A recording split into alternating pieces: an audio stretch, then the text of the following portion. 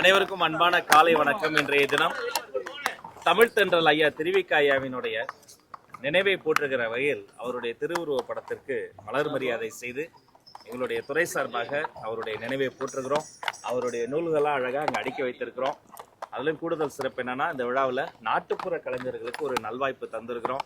ஏற்கனவே சட்டமன்றத்தில் சொன்னதை போல மாண்புமிகு தமிழ்நாடு முதலமைச்சர் சி ஜோசப் விஜய் அண்ணன் அவர்களுக்கு மீண்டும் மீண்டும் ஆயிரம் பல்லாயிரம் நன்றிகளை எங்கள் துறை சார்பும் எங்கள் கலைஞர்கள் சார்பிலும் நாங்கள் தெரிவித்துக் கொள்கிறோம். திருவிக ஐயாவினுடைய வருகைக்கு பிறகுதான் அந்த அந்த புலவர் நடை என்பது மாதிரி எளிய மக்களுக்கும் புரியக்கூடிய கருத்துக்கள் நிறைந்த கட்டுரைகள் நிறைந்த ஒரு புதிய தமிழ் நடையை தோற்றுவித்த ஒரு புரட்சியாளர் ஐயாவின் நினைவை நாம போற்றுவோம்.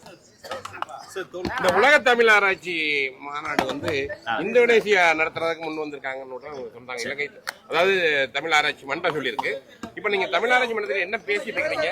நம்ம தமிழ்நாட்டில் நடத்துறதுக்கு ஐடியா இருக்கா, இல்ல நீங்க இந்தோனேசியா போற மாதிரி இருக்கா? இல்ல, எங்களை பொறுத்த வரைக்கும் முதல்வருக்கு ஒரு மாபெரும் கனவு இருக்கிறது. தமிழ்நாடு முதல்வர் அவர்களினுடைய கனவுகளில் மிகப்பெரிய கனவு என்னன்னா, உலகம் முழுக்க இருக்கக்கூடிய உலக தமிழர்களை ஒரு குடையின் கீழே பார்க்கணுன்ற ஒரு தாயுள்ளம், ஒரு மாபெரும் கனவு. அப்ப எல்லா சங்கங்களோடும் நாங்க அரவணைத்து போக ஆசைப்படுறோம். இப்ப இந்த உலக தமிழ் மாநாடு என்பது அதோடைய காப்பிரைட்டாக பல இடங்கள்ல பல சங்கங்கள்ல பல நாடுகள்ல இருந்தது. அது முறைப்படி அணுகி வாங்குவதற்கு ஒரு காலம் எடுக்கும். அப்புறம் அது இடைப்பட்ட நேரத்துல வேறு வேறு பேர்கள்ல பல முயற்சி நடந்திருக்கு. அதை பல குறிப்பிட்டு சொல்லணும்னா, நம்ம செம்முடி மாநாடு ஐயா முத்தமிழறிஞர் டாக்டர் கலைஞர் நடத்தி இருக்கிறாரு. பல நாடுகள்ல ஏற்கனவே இதெல்லாம் நடந்திருக்கு. ஆனா தொன்று தொட்டு நடக்கும் இல்லையா? நம்ம தஞ்சையில நடந்தது, புரட்சியில நடத்தியிருக்கிறாரு, அம்மா நடத்திருக்கிறாங்க. அது மாதிரி எல்லோரையும் அரவணைக்கக்கூடிய மாநாடு உலக தமிழ் மாநாடாகவே நடக்கும். அப்படி நடக்கணும். தமிழ் ஆராய்ச்சி மாநாடு நடக்கணும்னா ஒரு ஹை லெவல் கமிட்டி கான்ஸ்டிடியூட் பண்ணி இவங்க உள்ள பேச்சுவார்த்தையை ஸ்டார்ட் பண்ணோம். இப்போ அமெரிக்காவை பொறுத்த வரைக்கும் ஃபெட்னால் ஆல்ரெடி நாங்க பேச ஆரம்பிச்சிட்டோம். இப்போ ஜப்பான்ல ஒரு அமைப்பு இருந்தது, அவங்ககிட்டயே நாங்க பேச ஆரம்பிச்சோம். எல்லோருமே பேசுறதுக்கு முன்னாடி அவர்களுக்கு ஏதாவது ஐயங்கள் இருக்கும். ஆனா நம்ம பேசின பிறகு த வேவி அப்ரோச், நாம் அணுகக்கூடிய விதத்தை பார்த்து அவர்கள் அனைவருமே ஒன்றாகி கொண்டிருக்கிறார்கள். அதை தவிர ஜனவரி மாசம் அயலக தமிழர்களுக்கென்ற ஆண்டுதோறும் விழா எடுத்துக் கொண்டிருக்கிறோம் நம்ம சென்னை ட்ரேட் சென்டர்ல. அப்ப அவர்களையும் அந்த அயலக தமிழர்கள் அந்த போன வாட்டில 2 நாள் நடத்துனாங்க. இந்த வாட்டி 2 நாளா இன்னும் அதை விட அதிகமா நடத்துவதா இருக்கு. தொடர்ச்சியாக தமிழுக்காக, இந்த தமிழாராய்ச்சிக்காக தொடர் வேலையாக இந்த நடந்து கொண்டே இருக்கிறது. இன்னும் வெகு சீக்கிரத்தில் மாண்புமிகு முதல்வர் மூலமாக அந்த கமிட்டியின் விவரங்கள் வந்த பிறகு அதிகாரப்பூர்வமாக அவர்கள் சொல்லி நிச்சயமாக நீங்கள் கேட்டதை போல தமிழ்நாட்டிலும் அது நடக்கும். அவங்க 11 வருஷமா அந்த ஆராய்ச்சி தமிழ் உலகம் பூரா இருக்கக்கூடிய அந்த ஆராய்ச்சியாளர்கள் தாக்கல் அந்த கட்டுரைகள், இந்த பிஹெச்டி பண்ண அந்த கட்டுரைகள் புக்கா போட்டிருக்காங்க. இப்ப நம்ம அதை எப்படி கொண்டு வர போறோம்? ஏன்னா அதை எல்லாமே தொய்வடைஞ்ச மாதிரியா இருக்கு. ஏன்னா இந்தோனேசியா முன் வரும்பொழுது எங்க நம்ம கோட்டை விட்டோம், இல்ல எங்க நம்ம பேச்சுவார்த்தை காரணம் எதனால தொடங்குது? இல்ல, தொய்வுன்னு கிடையாது. தமிழினுடைய சிறப்பு என்பது அதோடைய தொன்மையில மட்டும் கிடையாது, தொடர்ச்சியிலும் இருக்கிறது. அப்ப அடுத்த தலைமுறையை நம்ம உள்ள கொண்டு வரணும். இப்ப தமிழ் பாடங்கள்ல மதிப்பெண் வாங்குவது முன்பு அளவு இப்ப இல்ல, அதை நான் அதிகப்படுத்துறோம். இப்போ புதிய தலைமுறைக்கு அந்த தமிழ் உணர்வு என்பது இருக்கிறது. அதை தமிழிலேயே அவர்களுக்கு வெளிப்படுத்தக்கூடிய அந்த வெளிப்பாடு இல்ல.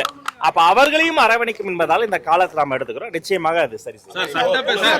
சட்டப்பேரவை ஆளுங்கட்சி எதிர்கட்சியும் லாவண்ய கட்சியா பண்ணிட்டு இருக்காங்க. ஏன்னா பரந்தூருக்கு நிலம் கையப்படுத்த வேணா சொன்னாங்க, பட் அது நிறுத்திட்டாங்க. ஆனா மார்க்ஸ் 2 என்ன பண்ண போறோம்னு ஒரு விஷயத்த சொல்லவே இல்லை இது வரைக்கும். இதுதான் முதல் படி. இனி ஒவ்வொரு படியா ஏறி போனோம். இப்ப ஒரு விவசாயி கிட்ட இருந்துங்க நிலத்தை பிடுங்குவது ஒரு குழந்தையிடமிருந்து தாயை பிடுங்குவதுக்கு சமம். கவனிக்கணும், தாய்கிட்ட இருந்து குழந்தையை பிடுங்கிறது இல்ல. தாய்க்கு வேதனை தான் இன்னொரு குழந்தைய எடுத்துரும் ஆனா தாய். ஆனா ஒரு குழந்தை அம்மாவை தவறு விட்டா எப்படி, அது மாதிரி ஒரு விவசாயிகிட்ட இருந்து நிலத்தை பிடுங்கிறது. இந்த உலகத்துல வந்த எல்லா பெரிய வன்முறைகளும் ஆரம்பமான முதல் வார்த்தை என்னன்னு பாத்தீங்கன்னா வளர்ச்சி தான் ஆரம்பிப்பாங்க, டெவலப்மெண்ட். அப்ப ஒரு சஸ்டைனபிள் டெவலப்மெண்ட்டை நோக்கி தான் நம்ம போகணும். நமக்கு விமான நிலையமும் வேணும், விவசாய நிலமும் வேண்டும். அதற்கான இந்த பயணத்துல சொன்னதை செய்தார் முதல் படிதான் இந்த பர்டிகுலர் பாயிண்ட்ல வரக்கூடாதுன்னா அது ஒரு உறிஞ்சிடும். நான் சட்டமன்றத்துல கூட பதிவு பண்ணேன். அங்க சுமார் 1000 ஆண்டுகளை தாண்டி இருக்கிற தொல்லியல் பொக்கிஷம் கம்பன் கால்வாய் இருக்கு. அங்கிருந்து தான் கடைமடை ஏரிகளுக்கு தண்ணீர் வரும். அப்படி தண்ணீர் வந்தாதான் பல்லாயிரக்கணக்கான பறவைகளும் புள்ளினங்களும் அங்க இனப்பெருக்கம் செய்துட்டு போகும். இது ஒரு தொல்லியல் மட்டும் கிடையாது, இது ஒரு சுற்றுச்சூழல் சங்கிலி. இவ்வளவும் தாண்டி 1000 நாட்களை தாண்டி அந்த மக்கள் போராடி இருக்கிறாங்க. சுத்தி பேரிகேட் போட்டு இந்தியாவுக்குள்ளார ஒரு இந்தியாவை வச்சிருந்தாங்க. ஆதார் கார்டு காட்டாம யாரும் உள்ள போக முடியாது, வெளில வர முடியாது. அப்படிப்பட்ட சூழல் இப்பொழுது மாறி இருக்கிறது. இப்போது எப்படி பறவைகள் கூட போகுது, மனிதர்கள் போகாத சூழல் மாறி இருக்கிறது. அந்த விவசாய பெருமக்கள் பச்சை துண்டை போட்டு ஐயாவை பார்த்து முதல்வரை பார்த்து நன்றி சொல்லிட்டு போயிருக்கிறாங்க. அந்த விவசாயிகள் சார்பாக இந்த முதல் அடி எடுத்து வைத்த எங்க முதல்வருக்கு நானும் நன்றியை சொல்லிக்கிறேன். இனி ஒவ்வொரு அடியாக நிலத்தை மீண்டும் விவசாயம் பண்றதுக்காக பண்ணுவீங்களான்னு அதிமுக தலைவர் எடப்பாடி பழனிசாமி சொல்லியிருக்காரு. அங்க கையகப்படுத்தப்பட்ட நிலங்கள், விவசாய நிலங்கள் என்ன மாதிரி பண்ண போறீங்க? அண்ணா எடப்பாடியார் அந்த கேள்வியை மாமன்றத்தில் எழுப்பினார். இதனால சட்ட வல்லுநர்களோடு சம்பந்தப்பட்ட விஷயம் என்பதால அது கலந்தாலோசித்து தான் நம்ம சொல்லணும்.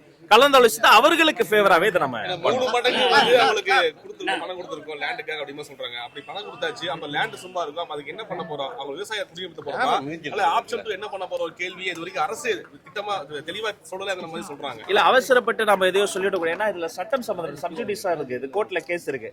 அப்ப அந்த முத்தரப்பையும் கலந்து பேசி எல்லோருக்குமான ஒரு சுமூக முடிவெடுக்கணும். சில பேர் கொடுத்திருக்காங்க, சில பேர் கொடுக்கல.